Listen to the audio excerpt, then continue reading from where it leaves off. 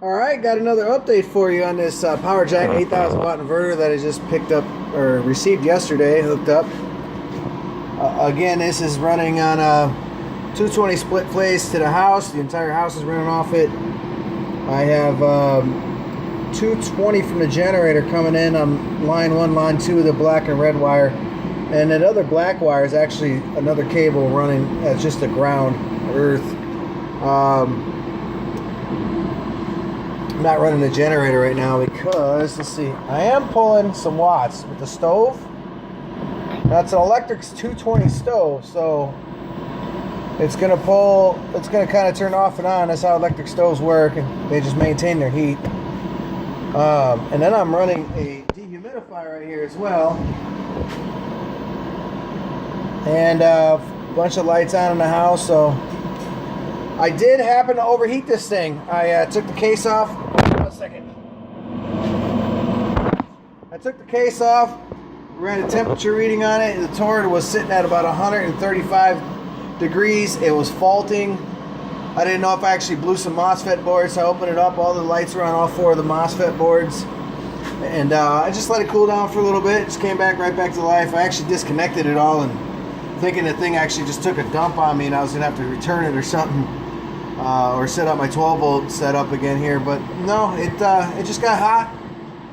I think I was throwing a constant 4,500 watts at it. I had the furnace, dehumidifier, a bunch of box fans, well pump, and then I was doing a video. And then yeah, well, here's what I got charged in the battery bank right now. You'll see the battery bank goes up and down. And see, it sets at absorb until that stove kicks on. So I'm producing far more solar than I am using here. I got 5,000 watts of solar, and I'm only intermittently pushing almost 3,000 watts. You see right there is, wow, this camera is crappy focusing. See, it's at bulk. Oh, I'm going to switch back to absorb. Switch back to absorb, so. But yeah. That's what I got going on. That's the update right now. So her limits certainly aren't at 8,000. That's for sure. That 32,000 peak surge is complete BS. But, I mean, that's to be expected.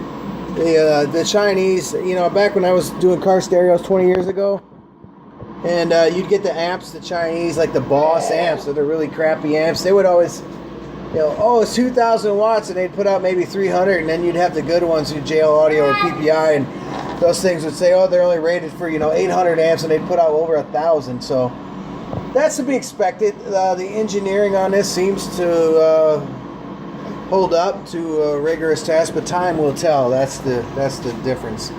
You know, if this was a Magnusign or, you know, one of the big name Outbacks or something like that, you wouldn't have to worry about it. Whereas I'm going to be watching this like a hawk to see how it does. Again, leave a comment if you got any questions.